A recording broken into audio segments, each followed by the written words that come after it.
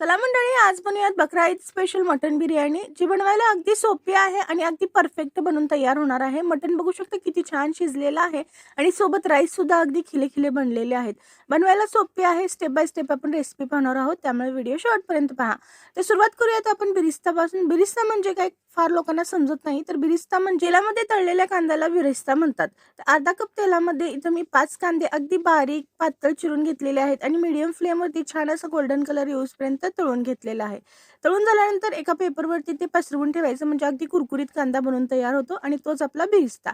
बिरिस्ता तळून झालेलं तेल आपल्याला पुढे बिर्याणीमध्ये वापरावं लागतं, ते बाजूला ठेवून द्यायचं। त्यानंतर इथं मी बासमती राईस स्वच्छ 3 पाण्याने धुवून अर्धा ते पाऊण तास भिजत ठेवायचं आहे। त्यानंतर कुकर घ्यायचं, गॅस अजून इथं चालू करायचं नाही। यामध्ये स्वच्छ धुवून घेतलेलं मटण टाकून घ्यायचं, मटण पाऊण किलो आहे।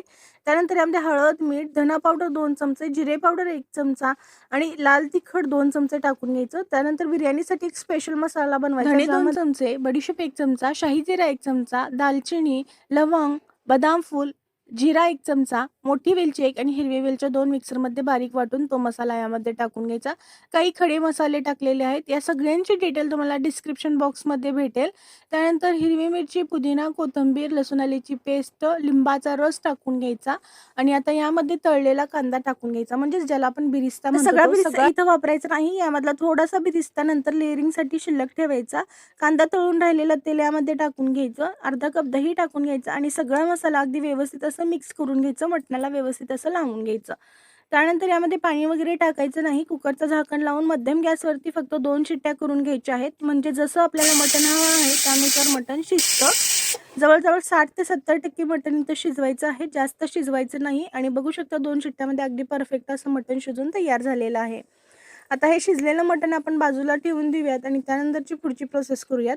पुढची प्रोसेस म्हणजे आता आपल्याला राईस उकळून घ्यायचे आहेत। यासाठी एका टोपमध्ये पाणी घ्यायचं, त्यामध्ये काही खडे मसाले जसे तमालपत्र, बदाम फूल, मोठी वेलची, मीठ टाकून घ्यायचं, तेल टाकून घ्यायचं, म्हणजे राईस अगदी खिले बनतात। त्यानंतर लिंबाचा रस आणि लिंबाच्या फोडी सुद्धा यामध्ये टाकून घ्यायच्या आणि 1 चमचा शाही जिरे टाकून पाण्याला उकळी यायला द्यायची। उकळी आल्यानंतर भिजवून घेतलेला राईस जो होता बिर्याणी राईस, तो यामध्ये टाकून घ्यायचा आणि हाय फ्लेमवरती उकळी आल्यानंतर फक्त 2 ते 3 मिनिटे शिजवून घ्यायचं, म्हणजे जवळजवळ 80% राईस शिजतो। त्यानंतर राईस काढून घ्यायचं आणि लेअरिंग करून घ्यायचं। एका पातेल्यामध्ये 1 चमचा तूप टाकून घ्यायचं आणि कुकरमधली सगळं जे मटण होतं ते टाकून घ्यायचं। राईस शिजवलेलं पाणी अर्धा कप यामध्ये टाकून घ्यायचं, म्हणजे खालून बिर्याणी लागत नाही आणि अगदी छान ज्युसी टेंडर बनते। त्यानंतर वरून भाताची लेअर लावून घ्यायची आणि आता यावरती बिरिस्ता टाकून घ्यायचा, जो आपण थोडासा शिल्लक ठेवलेला होता तळलेला कांदा, तो टाकून घ्यायचा।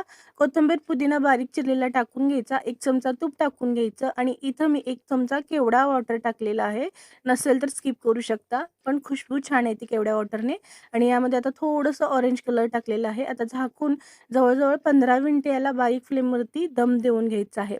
15 मिनिटानंतर गॅस बंद करायचं आणि सगळ्यात मोठी चूक करता ते तुम्ही लगेच बिर्याणीचे ताट उघडता, तर तसं न करता 15 मिनिटांनी गॅस घालवल्यानंतर अजून 10 मिनिटे हे थंड होण्यासाठी असंच झाकून ठेवायची आणि त्यानंतर आपली अगदी परफेक्ट अशी बिर्याणी बनून तयार होते।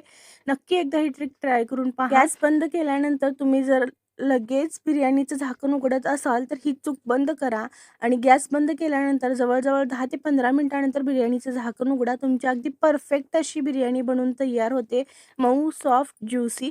नक्की ही ट्रिक ट्राय करून पहा। रेसिपी आवडली असेल तर कमेंट्समध्ये सांगायला विसरू नका।